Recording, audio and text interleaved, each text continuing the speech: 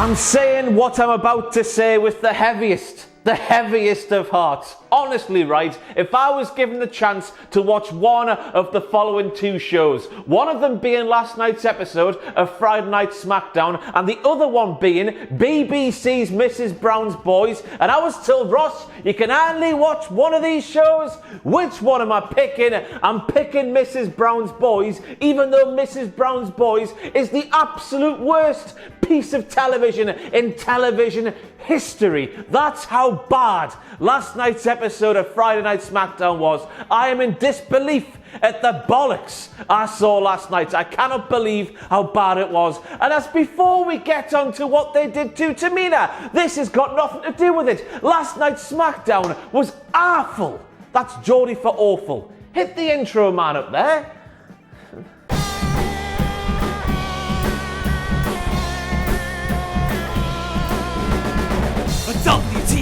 WTF! And the women's revolution that was showed at the start of last night's show is going from strength to strength. And of course, what I mean by that is backwards by about 10 years. This is very pre-AJ Lee and hashtag give divas a chance, isn't it? Now, I don't want to say Brucey P, Mr. Bruce Pritchard himself, is a little bit stuck in his ways and might even be a little bit out of touch. But you look at that match graphic there, and no matter how much I personally want to see Tamina unleash dem pipes and win some sort of crappy version of American Idol or Pop Idol, go on, Gareth Gates. That there is proof that Brucey P is definitely stuck in his ways and very much out of touch. Load of bollocks. And as we all know, when we watch professional wrestling shows, heels are going to be heels and heels are going to do very heelish things, so they are, because they are heels. But for every single heel on Friday Night SmackDown to be openly mocking Jeff Hardy's very real life problems, especially when these real life problems resurfaced not too long ago in Jeff Hardy's real life, it couldn't be more real. In my opinion, all the heels doing this on SmackDown is absolutely bloody putrid. Why is this storyline a thing to begin with? But why are the heels who's writing this crap? Of course, I'm just saying this storyline is absolutely bollocks. And obviously, Jeffrey Hardy must be comfortable with what they are doing on Friday Night SmackDown. But you think as you're watching, week on week on week, they have dived down deeper than they could ever possibly dive. And then the next week happens and they dive down even deeper. Let's get this bar fight out of the way and move on with our lives. But it is nice to see that if you are a babyface in WWE and WWE are exploiting your real life issues for the purposes of one of their televised storylines, it's nice to see that you're above the law. Jeff Hardy, we all saw it, didn't we? Jeff Hardy glassed an innocent barman right in the back of the head on last week's SmackDown, a SmackDown that was aired all around the world, and that wasn't even really referenced on this week's show. It would appear that Jeff Hardy didn't so much as get a telling off. How dare you, Jeff, do that, you naughty boy. Didn't even get the naughty step. Michael Cole even said, at least Jeff Hardy got the last laugh. Isn't Jeff Hardy cool, guys? While he glasses innocent men in the back of the head, and I'm sat there thinking Jeff Hardy could have literally killed that man and nothing's happened. And I'm asking the question, how on earth can Miz and Morrison claim that Jeff Hardy has home field advantage against Shamus in a bar fight when Shamus was part of a tandem, of course, who for many years said, we don't just set the bar, we are the bar. They're not pirates. Not only did Sheamus used to be a lovely walnut bar, what a lovely smooth finish he had on his bar top, but he used to set that bar as well. He would put out the beer mats, he would put out the salted peanuts, he would do it all with Sheamus. He is the bar. So since Sheamus did used to be the bar, Jeff Hardy's buggered. And after seeing that little scene right there, never mind what was to come later in the night. More on that later, of course. I've got to ask the question that I asked after Money in the Bank 2020 earlier this year.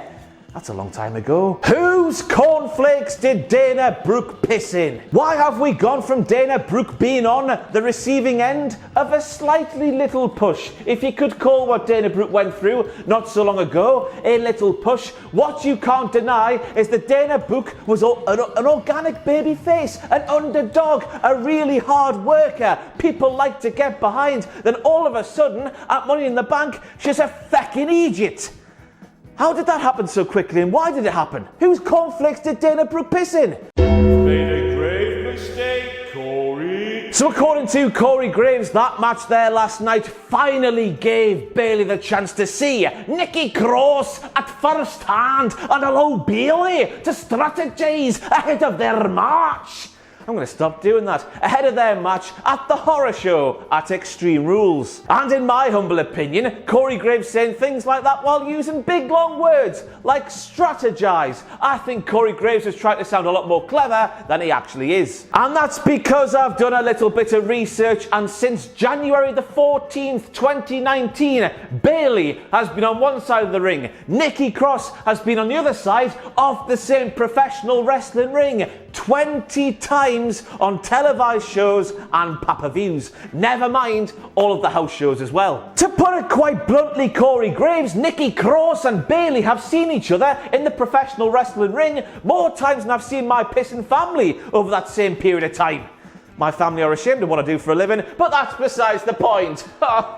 If you were to ask me about one thing I did not expect to see during the course of the absolute travesty that was this week's episode of Friday Night SmackDown, I would tell you about Nikki Cross quite literally air-humping the Friday Night SmackDown Women's title. And they say WWE is for kids here in the year 2020. Nikki Cross is the new rated R superstar.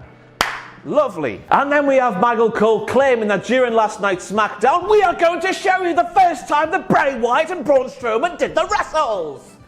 Isn't it so cool, etc., etc.? No. And that's not cool, Michael Cole, because you did not show Starrcade 2019 where Braun Strowman and Bray Wyatt had themselves a steel cage match. It's Starrcade, man. It's a network exclusive we all watched.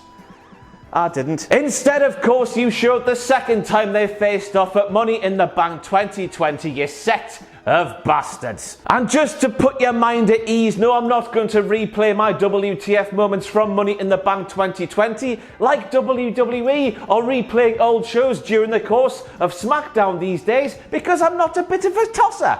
I am a tosser, but I'm not as much of a tosser as WWE. I just do not understand how we can live in a world where WWE Raw does not have to air old matches, but SmackDown, that is shorter by an entire hour, has to rely on showing old matches. How does that work, Brucey P? I'd deal not answer. Kofi Kingston, shame on you for thinking that Cesaro's nickname, as he stands here in July of 2020 as a professional wrestling heel, is the Swiss Superman. Everyone knows that when he's a heel, he's the Swiss Cyborg, because cyborgs are very naughty boys indeed. And of course, everyone knows as well that detail I've made a WTF moment is a very crucial detail, and a detail that matters very much indeed. No. And then we have Jey Uso claiming he is the oos that got the juice, and I was thinking he's the oos that got the steroids. Arrest that man now. And pardon my French, but while I was watching that segment there on last night's show, I was asking myself very loudly, what the is going on? The oos with the juice stood there at the start of that segment and said every single one of those superstars will get 45 seconds to showcase their talents and do some karaoke. But what did Tamina get? Tamina got no more than 18 seconds. And what's more is the fact that she was singing Triple H's theme, "It's Time to Play the Game," a song that has a longer intro than Triple H's nose. Bloody hell, man. And this is just the latest in a long line of screw jobs that has happened to my best friend in the entire world, Mrs. Tamina Snuka. You go to Money in the Bank. Tamina is screwed out of the SmackDown Women's title by Sasha Banks. Does Tamina get the rematch against Bayley inside of a steel cage where Sasha can't get involved? Does she bollocks? She's completely forgotten about and not referenced to on television for a bloody long time. She then thinks, oh God, I'm not being used on TV. Let's try and make something happen for myself because I care about professional wrestling and I care about the WWE and all of my adoring fans. I'll make this bloody promo on Twitter off my own back. It's fantastic stuff. WWE then force her to take that down and then forget about her on television some more. And then we get to the karaoke thing and she's screwed again. I ask the question once more, WWE. When it comes to Tamina, what the is going on? And then at the end of that karaoke thing, Lacey Evans appeared to turn heel when she attacked Naomi from behind. Lacey Evans appears to turn heel because of karaoke. That's a real thing. I don't know what to say. What a load of bollocks. I can't believe it. Made a grave mistake, Corey. And then we have a direct quote from Corey Graves to Michael Cole when Corey says, Michael, do you know how hard it is to do a drop toe hold in a dress? Because I do. And I don't want to know, Corey.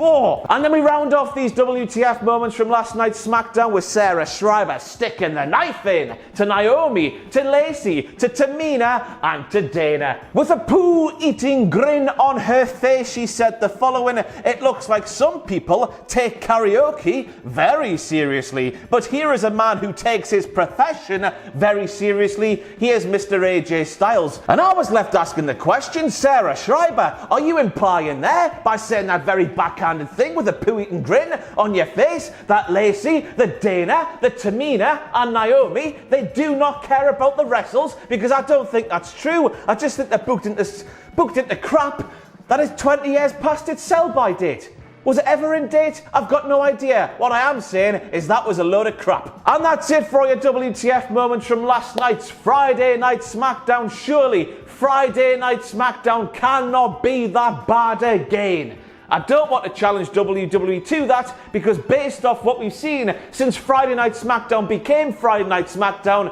it bloody well could be. And that's a thought not worth thinking about. Can't believe how bad it was. I've been Ross Twiddell from Cultaholic.com. I know my hair's a mess. Stop yourself from commenting. I'm getting it cut next week. I'll see you next week. Ta-da.